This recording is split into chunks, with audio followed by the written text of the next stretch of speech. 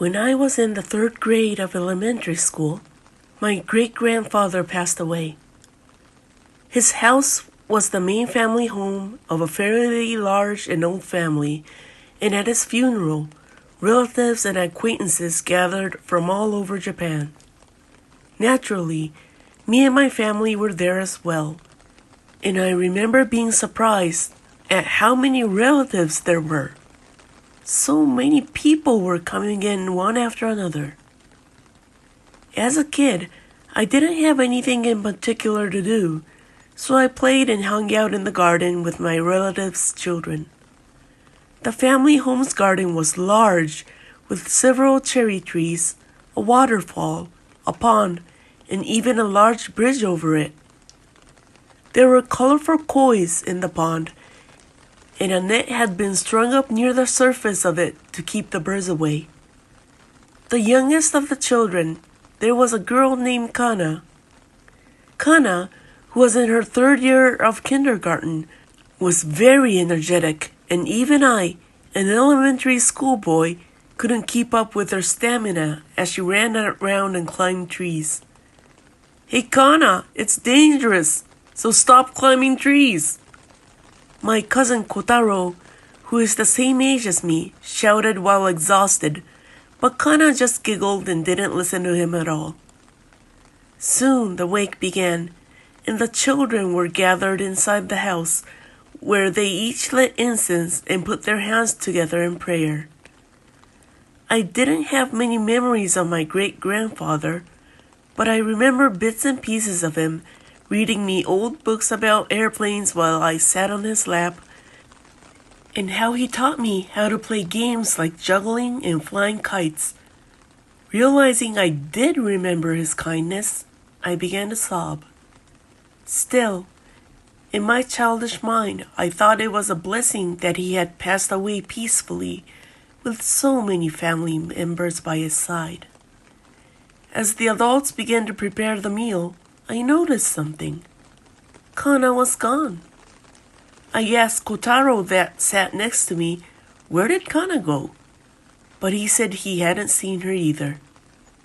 Which family did Kana come from anyway? Who were her parents?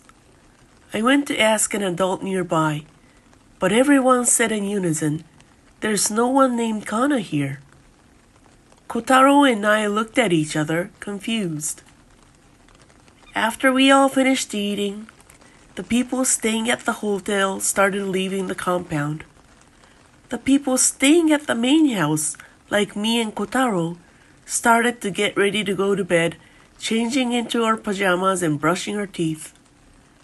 The adults took turns watching over the incense, so they gathered in my great-grandfather's room, sleeping together and drinking beer. My mother and the female relatives seemed busy cleaning up. Before slipping into our futons, I went out to the garden with Kotaro. I was somehow worried about Kana. How is it possible that no one knew her? Maybe a girl from the neighborhood snuck in? But she was wearing a black dress, right? That's mourning clothing. I guess that's true. If there were young children among the relatives, we should know about them. But both of us had no idea.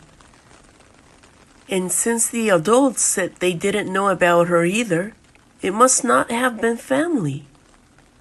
A ghost, maybe? Kotaro muttered.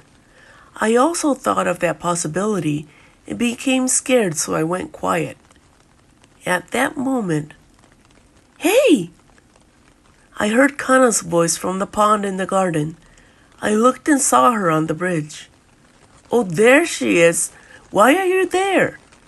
As Kotaro and I ran towards her, Kana said with a smile, "I want to play some more, but I have to go home now."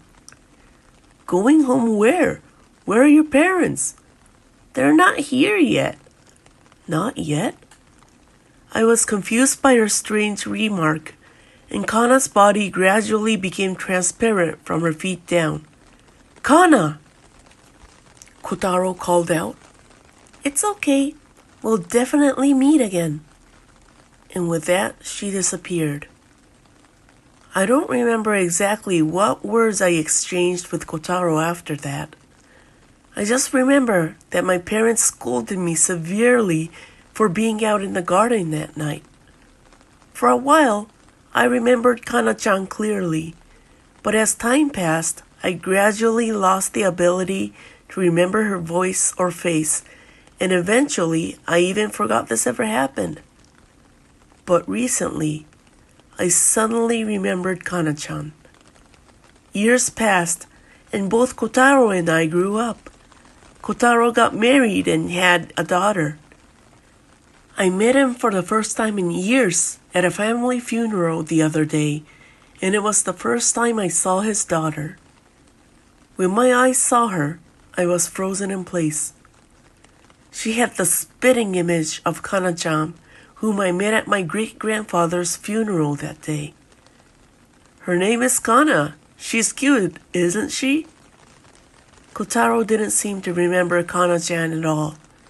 However, Kana-chan seemed to remember me, and she smiled and said, "See? We meet again, right?" This may not be a scary story, but it's the only strange experience I've ever had.